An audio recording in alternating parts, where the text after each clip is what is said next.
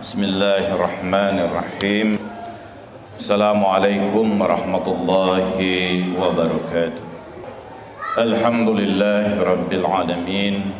Wassalatu wassalamu ala ashrafil anbiya'i wal mursalin Sayyidina wa habibina wa syafi'i qulubina wa maulana Muhammad sallallahu alaihi wasallam wa ala ahli baitihi wa ashabihi al-mayamin al-muntajabin.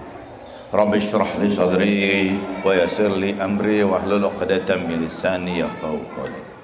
Sha'imin as-sha'imat hadratil mukarramin rahimakumullah. Kita berada di hari ke-11 di bulan utama, bulan suci Ramadan. Kita bersyukur pada Allah Subhanahu wa taala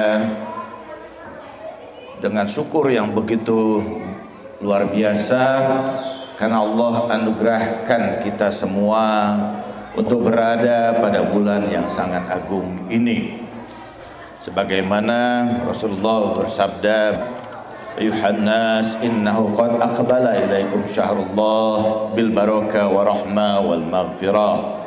Syahrun huwa indallah afdalus syuhur wa ayyamuhu afdalul ayyam wa layalihi afdalul layali wa sa'atuhu afdalus sa'at wa syahru du'aitum ila diyafatillah wa ju'altum fihi min ahli karamatillah anfasakum fi tasbih wa naumakum fihi ibadah wa amalukum fihi maqbul wa du'aukum fihi mustajab fasallallahu rabbakum biniyatis sadiqah wa qulubit tahirah ayuwafiqakum lisiyamihi wa tilawati kitabih fa inna syaqya man hurima ghufranallah fi syahril azim.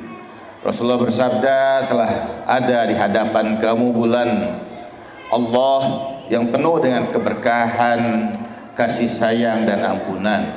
Bulan yang di sisi Allah lebih baik dari seluruh bulan yang ada.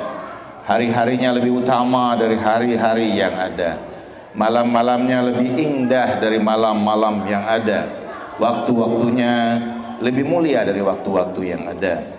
Bulan ini adalah bulan kamu dipanggil untuk hadir pada jamuan Allah, dan Allah menjadikan kamu di antara hamba-hambanya yang mulia. Nafas kamu sebagai tasbih, tidur kamu sebagai ibadah, doa kamu diterima, amal kamu diterima. Dan mohonlah pada Allah dengan niat yang benar, hati yang bersih, agar Allah Subhanahu wa taala menerima puasa yang kamu lakukan dan memberikan anugerah untuk dapat membaca ayat-ayatnya.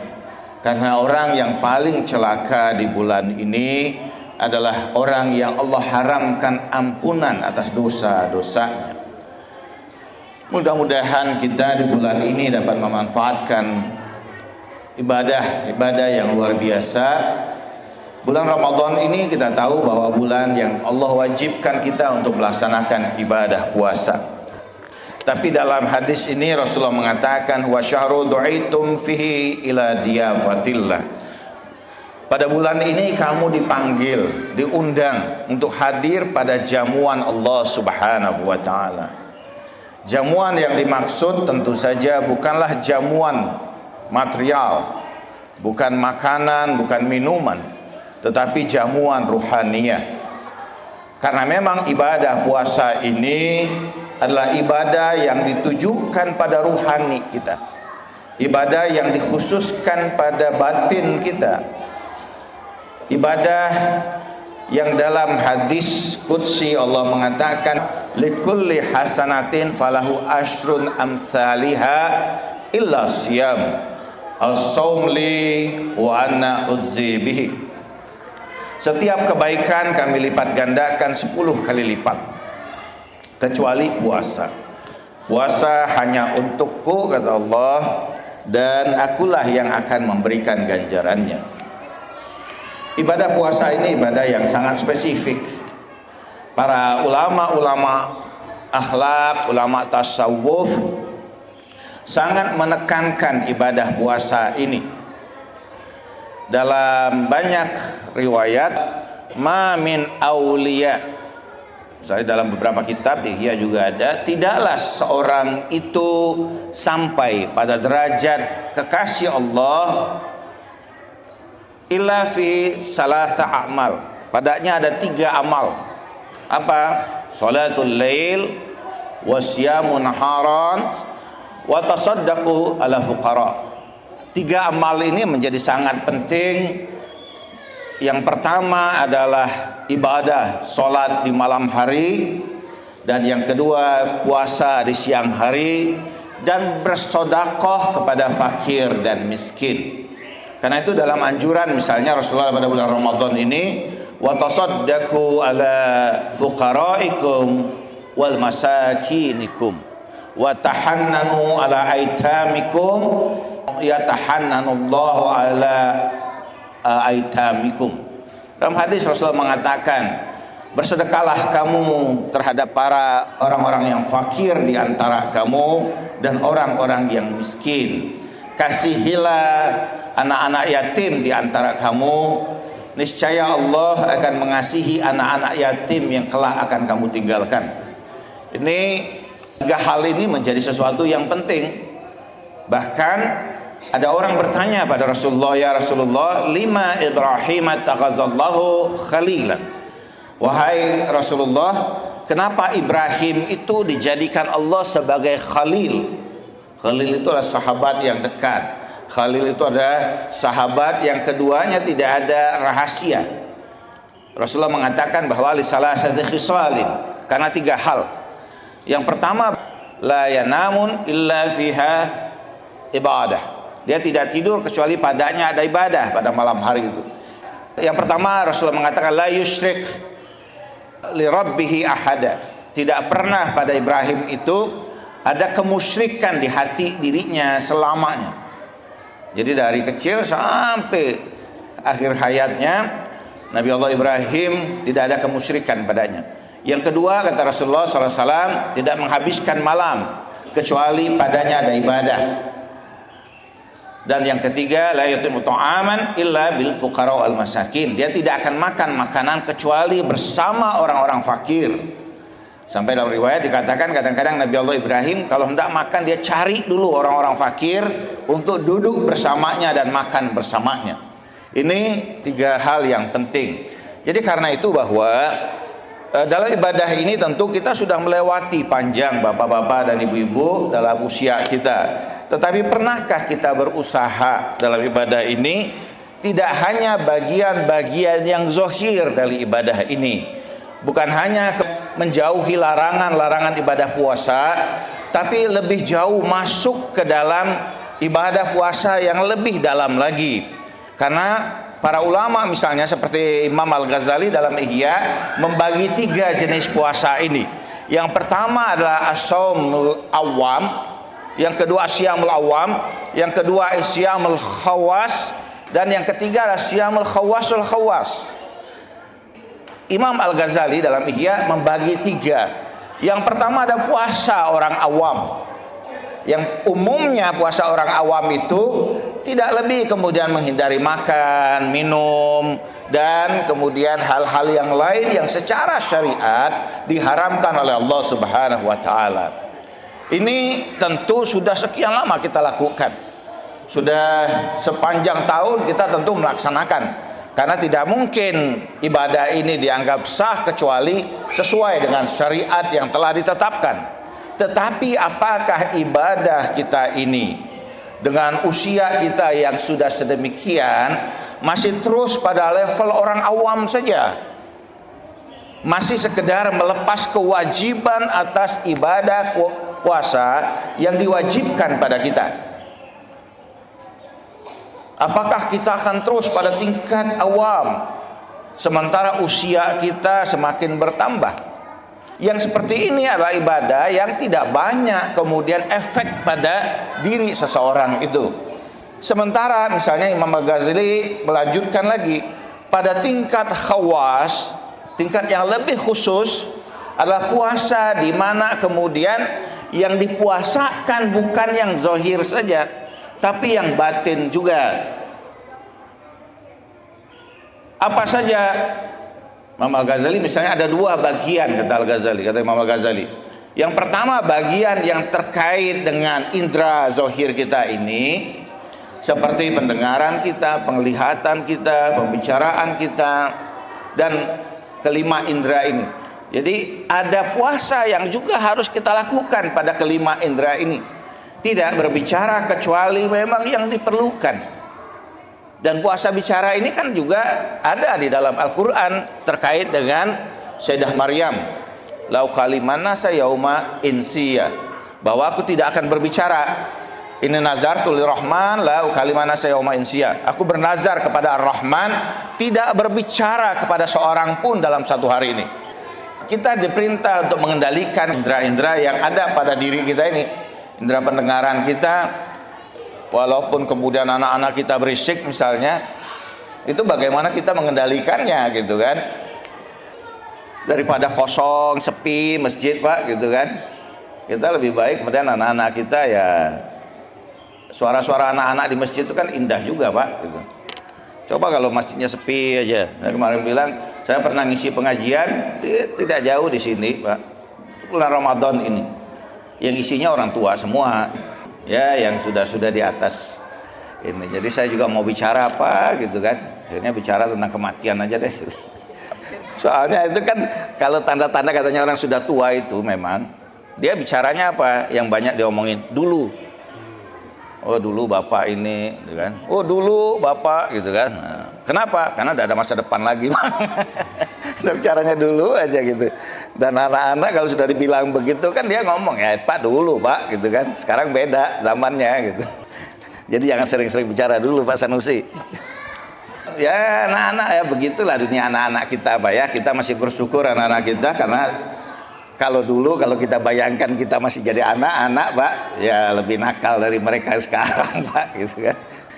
Nah ini kan satu bentuk di mana kita beribadah itu kan mengendalikan kemudian ini kita Pak ya, bahwa tidak menzalimi orang dengan tangan kita, dengan perkataan kita gitu kan. Karena lidah ini Pak berbahaya. Sekarang ini bukan lidah yang berbahaya, jempol kita Pak.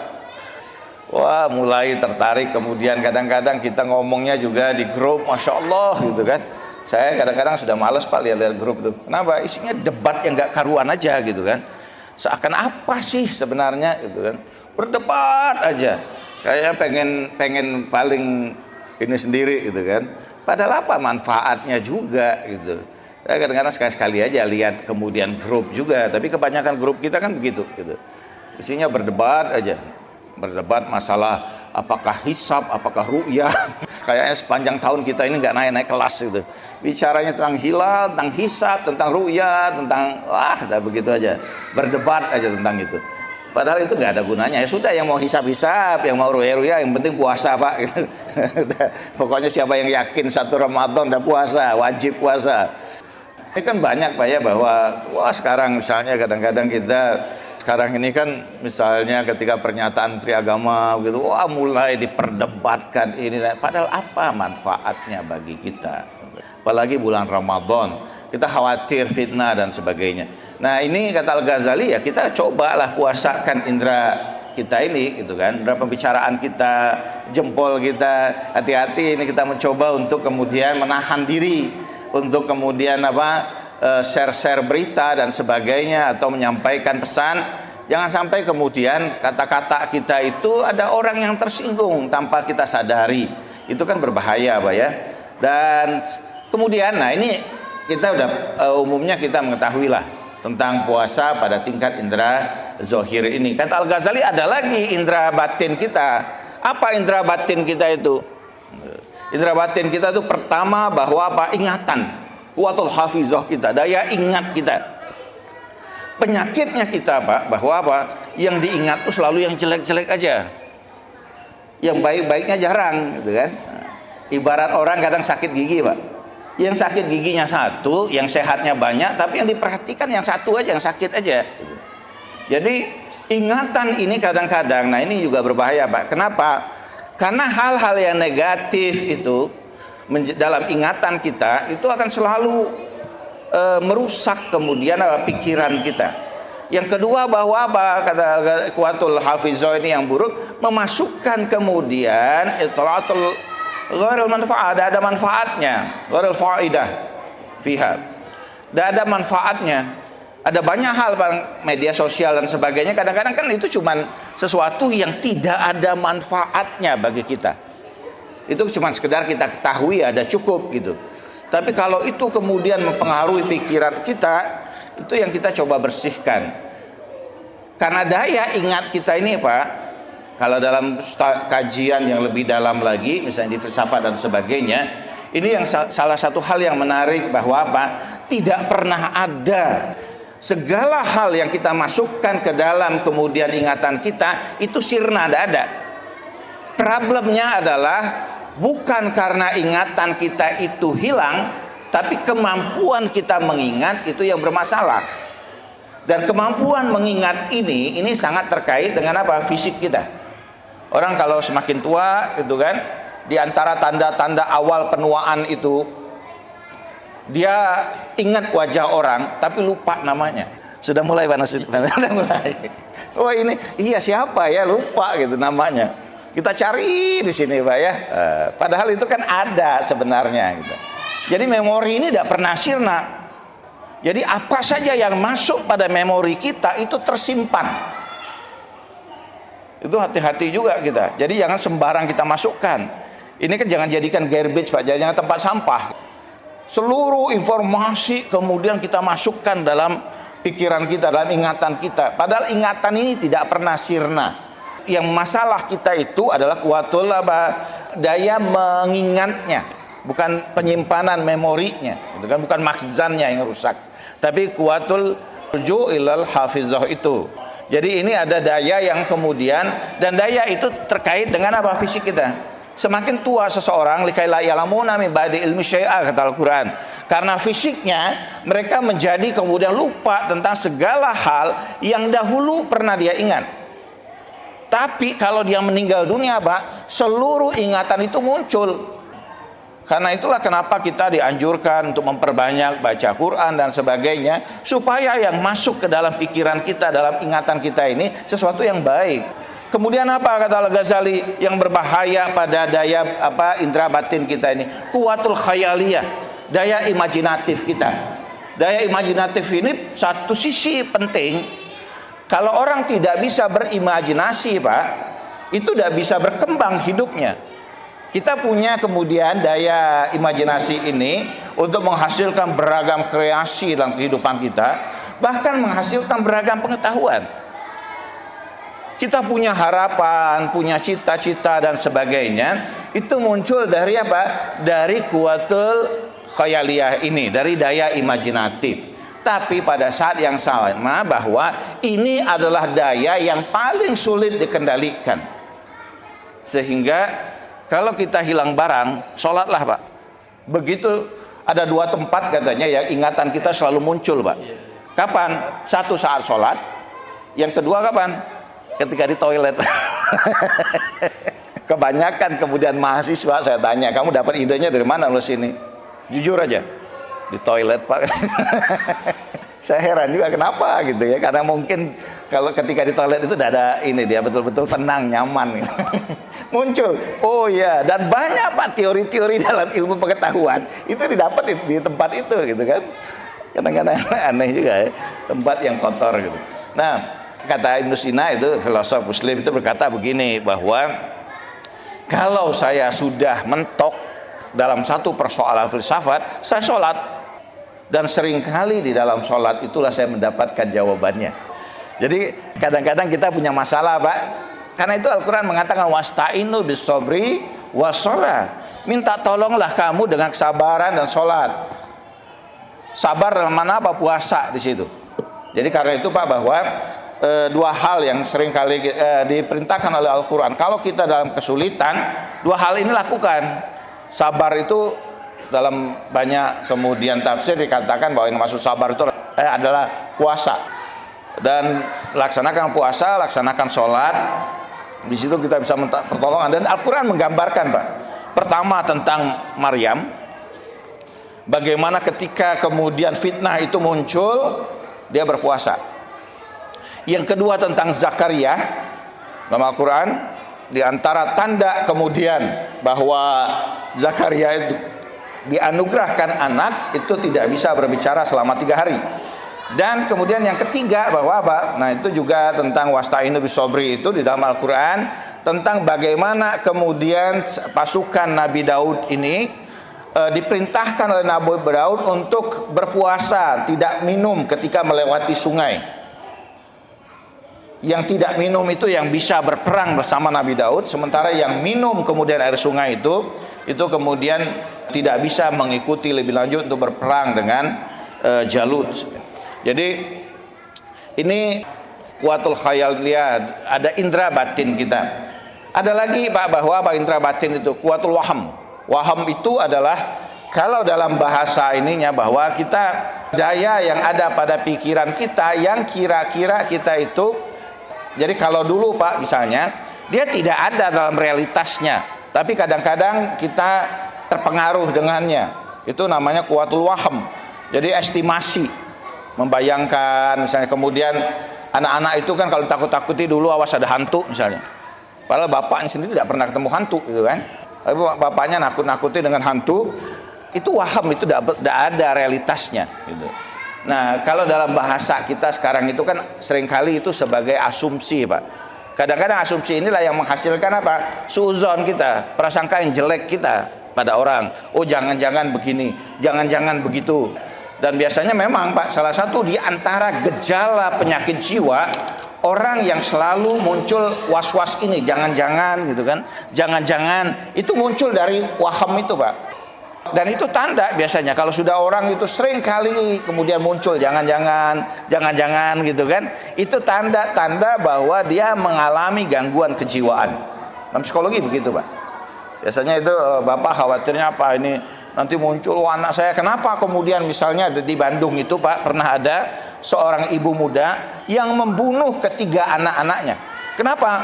Karena khawatir keadaan dunia yang sekarang begini misalnya kan, nanti anak saya akan melakukan besar dengan dosa dan sebagainya, sehingga saya nanti dipertanggungjawabkan di hadapan Tuhan, daripada dia terjebak pada melakukan maksiat, daripada dia kemudian menjadi orang yang jahat, daripada akhirnya dia mengambil kesimpulan untuk membunuh ketiga anaknya. Itu pernah terjadi.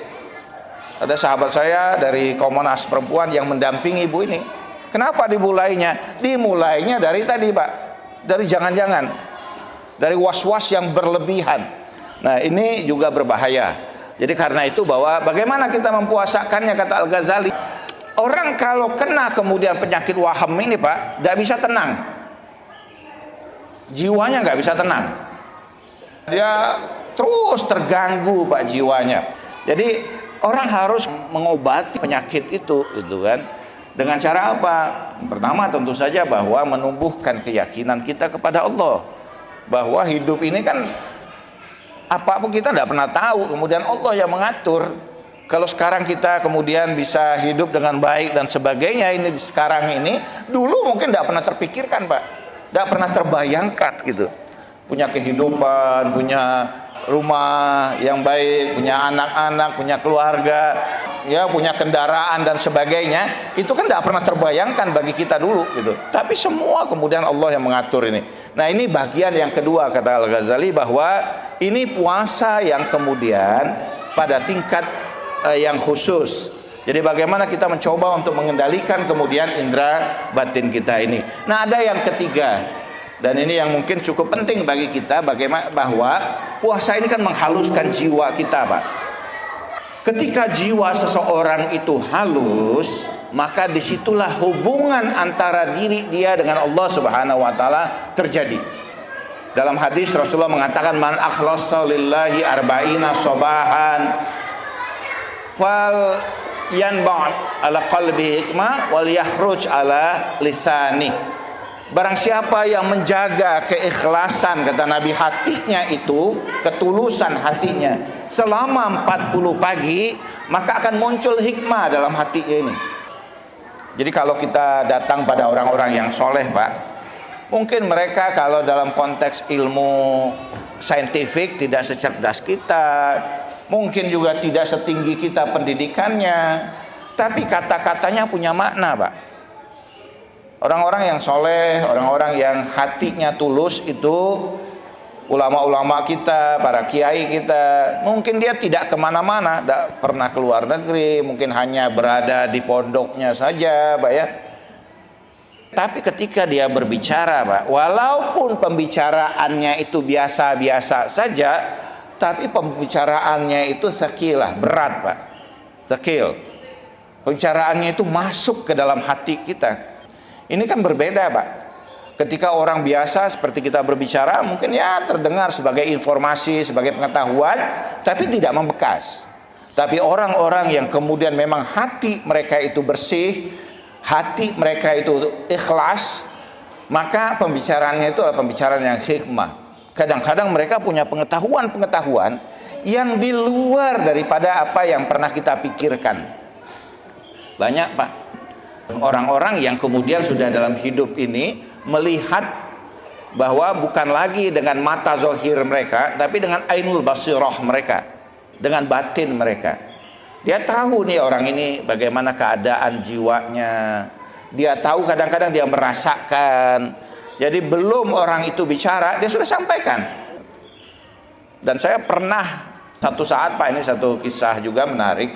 Ada sahabat saya orang Thailand mau pulang dulu. Dia sudah ada uang, tapi uangnya hilang tiba-tiba. Temannya bilang, coba deh kita datang ke syekh itu, mudah-mudahan ada petunjuk, gitu kan. Ada satu syekh di situ. Dan tapi begitu sampai dengan syekh itu tidak berani dia menyampaikan. Tapi kemudian syekh itu berkata, sini. Dan syekh itu kemudian mengeluarkan dari kantongnya uang. Dia berkata, udah, ini cukup untuk kamu pulang. Padahal anak ini tidak pernah menyampaikan apa yang menjadi kesulitannya. Dia hanya ingin bertanya kira-kira siapa yang ngambil uangnya. Tapi tanpa berbicara, syekh ini kemudian sudah menyerahkan uang gitu, sejumlah uang yang cukup dia untuk pulang gitu. Ini sahabat saya dari Thailand dulu. Tapi bisa bayangkan, saya pernah juga satu pengalaman, Pak. Dulu musim panas saya belajar, udah musim panas kan kalau di tempat-tempat di Timur Tengah itu kan panas, Pak ya. Dan cepat. Jadi kalau kita puasa di musim panas itu, maghribnya jam 10 lebih, subuhnya jam 3 gitu kan. Jam 3.15 subuhnya. Bayangin, Pak, malamnya sebentar aja. Dan panasnya sampai berapa? Kalau siang hari itu sampai 50 derajat Celcius gitu. Mateng gitu, Pak. Kemarin di 2 tahun yang lalu saya haji itu panasnya luar biasa. Di Arafah banyak sekali yang terkapar. Nah, kalau sedang musim panas, dan panasnya kering, Pak, bukan kayak kita, panas yang kering gitu. Tidak sadar orang karena sudah mengalami dehidrasi. Nah, karena ini, Pak, musim panas kan itu, jadi habis subuh tidur lagi. Dan pagi sekitar jam 7 kita ada kuliah. Ada syekh namanya Syekh Nuri, saya ingat sekali Syekh Nuri ini. Orang udah tua, tapi dia ahli dalam usul fikih. Pada saat itu mungkin sudah hampir 70 tahun lebih usianya, tapi masih ngajar. Kita datang di kelas, tapi dia tidak mulai kelas itu. Kita nunggu, biasanya dia langsung mulai, tapi tidak mulai juga gitu. Sampai dia bilang begini, dia kasih nasihat bahwa ilmu itu nur, cahaya. Jadi kita harus dalam keadaan toharoh ketika masuk kelas. Ini kan bedanya, Pak ya. Pada pendidikan modern tidak ada urusan suci atau tidak suci. Dalam dunia Islam, bahwa apa? Belajar ini sesuatu yang sifatnya ruhaniyah. Kita pikir itu nasihat biasa saja. Sampai dia berkata begini akhirnya, karena kelas belum mulai juga, dia berkata begini, cobalah, kalau Anda yang ada yang junub, mandi dulu. Sampai tiba-tiba satu anak Afrika ini keluar, Pak, dari kelas gitu. Rupanya habis subuh itu janabah, mimpi, Pak. Belum sempat, kemudian dia sudah ini langsung ke kelas saja gitu kan. Bayangkan, Pak, orang begitu sensitifnya hatinya, sampai pada tingkat seperti itu pun dia bisa pahami, dia tahu. Nah, kenapa kemudian kita ini tidak bekerja, kemudian bagian batin kita yang tidak sensitif? Kenapa? Karena selama ini kita sibuk dengan hal yang material saja, sibuk dengan hal yang zahir saja. Padahal puasa kita justru kita diarahkan untuk memperhatikan bagian batin kita. Apa yang dituju oleh puasa pada tingkat hawas-hawas hati kita, Pak? Bagaimana membersihkan kemudian kotoran-kotoran yang ada dalam hati ini? Hati itu kan cahaya, Pak ya. Fi qulubihim maradun fazadahumullahu marada gitu. Hati ini bisa sakit. Dan penyakitnya beda dengan penyakit kemudian apa? Zohir kita. Kalau penyakit zohir orang ketahuan, Pak. Sakit kaki, terasa. Tapi kalau batinnya yang sakit, orang ini tidak sadar kalau dia sakit. Karena itu fazadahumullahu maradha, bertambah penyakitnya itu. Dinasehatin pun tidak masuk, Pak. Biasanya kan begini, terserah orang mau terima atau tidak. Padahal kan ini kan nasihat, Pak. Kita kan harus siap berubah gitu. Ya kadang-kadang nasihat itu dari orang yang kita sukai, ada kalanya nasihat itu dari musuh kita gitu. Ada perkataan dalam bahasa Arab itu bahwa apa? Kalau kamu mau tahu diri kamu, maka dengarkanlah musuh kamu berbicara tentang dirimu. Karena musuh kita bicara tentang kejelekan kita, Pak. Kalau orang yang dekat dengan kita bicaranya baik-baik aja gitu kan. Kalau mau jujur juga tanya dengan istri kita, Pak. Insya Allah dia jujur tentang kita gitu kan. Nah, tapi jujurnya karena kasih sayang, bukan karena musuh. Nah ini kan ketika jiwa seseorang itu, hati seseorang itu ibadah puasa menjadi halus, maka disitulah kemudian muncul, Pak, rasa kecintaan kita kepada Allah, kedekatan kita kepada Allah. Dan ini kalau kita benar, Pak, ya, bahwa mungkin kita semua insya Allah merasakan lah ya. Tapi sayangnya rasa itu muncul kapan, Pak? Di ujung-ujung Ramadan. Di ujung Ramadan mulailah terasa, Pak, ya, hati kita ini, ibadah kita ini. Ya Allah rasanya. Begitu sudah kita mau merasakan itu, habis Ramadannya, Pak. Ini kan kalau sudah di akhir-akhir, di ujung-ujung mulai, Pak, terasa nikmat, terasa kemudian kedekatan dengan Allah. Nah, salah satu di antara katanya Al-Ghazali dengan apa? Perbanyak taubat kita, perbanyak istighfar kita di bulan Ramadan ini. Nah, kalau sudah rasa kecintaan kita ini kepada Allah, Al-Quran itu menggambarkan ada beberapa istilah sih sebenarnya dengan kata cinta ini, Pak, ya. Yang pertama ada wud, itu kan wud, al-wadud misalnya, yaitu di mana kemudian hati seseorang itu sudah mulai terikat dengan Allah Subhanahu wa taala. Al-wud mawaddatu amaliyah, tasarrufata wa sulukiyah, tatarajamal hubb. Jadi wud ini, mawaddah ini adalah ungkapan ketika kita mencintai, menyayangi seseorang. Jadi kalau kita sayang pada anak-anak, karena itu misalnya di dalam tentang pernikahan itu kan ada ayat tentang mawaddah, kasih sayang. Artinya bukan cuma dalam konteks ucapan, bukan cuma I love you, I miss you gitu kan. Itu tidak ada gunanya kalau mawaddah ini. Mawaddah ini bil amal. Munculkan itu dengan apa? Dengan bertanggung jawab, kata Al-Quran kan, dengan kemudian memperhatikan keadaan dirinya. Ini mawaddah gitu. Nah, kemudian apa? Al-Quran menggunakan istilah hub, al-mahabbah. Apa mahabbah itu? Dalam konteks bahasa, mahabbah itu adalah atifatu dakhiliyah mustaqarra fil qalb. Ini adalah rasa yang paling halus di dalam kemudian diri batin manusia, dan tempatnya itu adalah hati. Dalam hubungan dengan Allah Subhanahu wa taala yang muncul adalah mahabbah. Muncul rasa cinta, rasa ingin dekat dengan Allah Subhanahu wa taala. Dan pada konteks kata Al-Ghazali pada Khawasul Khawas ini, orang berpuasanya itu apa? Bahwa berpuasanya mulai membersihkan hatinya supaya cahaya dari Allah itu masuk pada dirinya. Karena apa? Karena ada ayat Al-Quran, ma ja'alallahu fi qalbi rajulin qalban fi jufa. Allah tidak menjadikan pada satu dada seseorang itu dua hati gitu. Imam Ghazali mengatakan kalau orang itu mencintai dunia, maka cintanya kepada Allah sirna.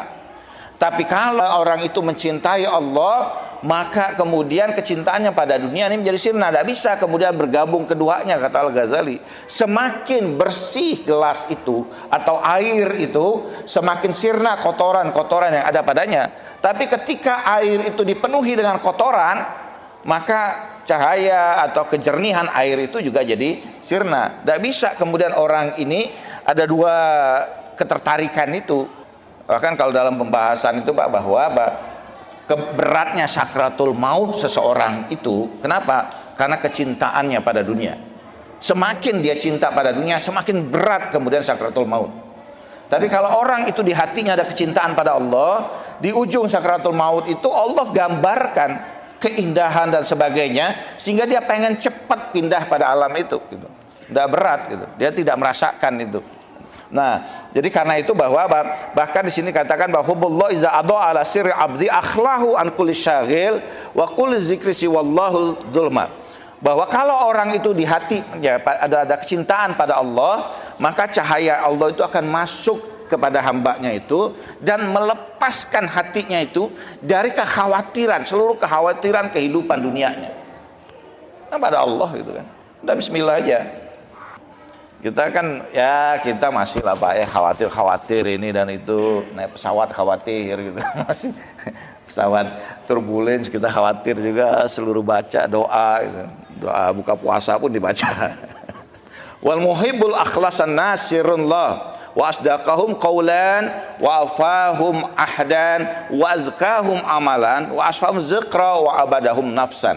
Ada tanda-tanda katanya bahwa kalau orang itu kemudian sudah muncul rasa cintanya kepada Allah, maka Allah bersihkan dia.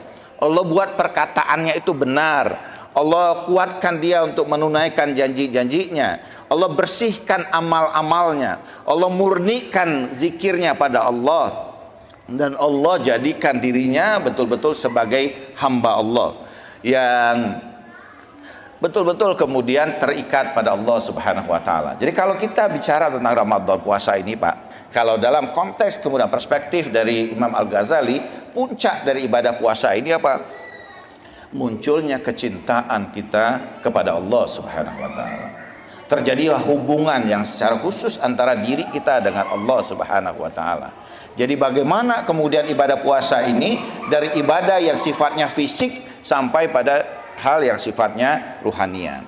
Jadi dikatakan bahwa hubbullahi narun la yamuru ala syai' illa al-ihtiraq wa nurul la yutalli ala syai' illa adha wa sama Allah ma dhahara min tahtihi syai' illa atahul faith wa rihullahu ma tahabbu fihi syai' illa harakathu wa ma Allah yuhyi bihi kulla syai' wa ardullah yunbitu minha kulla syai' wa man ahabballah atahu kulla syai' binal mulki wal mal. Nyatakan bahwa kalau orang itu sudah muncul rasa cintanya kepada Allah, maka setiap kemudian itu akan menghidupkan hatinya. Seperti api yang kemudian membakar segala sesuatu. Dia adalah cahaya Allah yang menyinari batinnya ini. Dan dia adalah langit Allah yang melindungi apa yang di bawahnya. Dia adalah angin yang menggerakkan segala sesuatu. Dia adalah air yang menumbuhkan segala sesuatu. Dan barang siapa yang di hati mereka sudah ada kecintaan kepada Allah, maka Allah akan berikan apapun yang dia minta, dari kekuasaan maupun dari harta. Jadi ketika orang itu sudah terjalin hubungan secara batiniah antara dirinya dengan Allah Subhanahu wa taala, apapun yang orang itu minta Allah berikan. Tapi Pak, bahwa di antara tanda umumnya kalau orang itu memang sudah ada rasa kecintaan pada Allah, yang dia minta bukan lagi dunia, yang dia minta adalah apa? Kedekatan dengan Allah Subhanahu wa taala. Karena seorang kekasih itu yang dia inginkan hanyalah apa? Kedekatan dengan kekasihnya. Dan kalau orang sudah dalam satu kitab dikatakan pada kalimatullah ya ulia, ada kitab namanya, situ ada hadis kursi. Hadis kursi itu mengatakan anta tukrihul maut. Kalian membenci kematian. Wa khalaqtul mautan, aku ciptakan kata Allah kematian supaya kalian berjumpa denganku. Sekiranya di hatimu itu ada kecintaan kepada aku, maka aku akan wangikan ruh kalian ketika kematian itu terjadi, sehingga malaikat akan menyambut ruh kalian seperti menyambut pengantin. Kalau di hati kita ada kecintaan pada Allah. Mudah-mudahan Pak, Bapak-bapak, Ibu-ibu, Ramadan kali ini kita berusaha, ada 20 hari lagi insyaallah, tidak hanya pada tingkat awam saja. Sudah cukuplah mungkin awam sekian lama, kita cobalah pada tingkat yang lebih tinggi Pak, supaya ibadah kita ini betul-betul, ibadah puasa kita ini membuat kemudian ada perubahan di dalam diri batin kita. Terima kasih. Wassalamualaikum warahmatullahi wabarakatuh.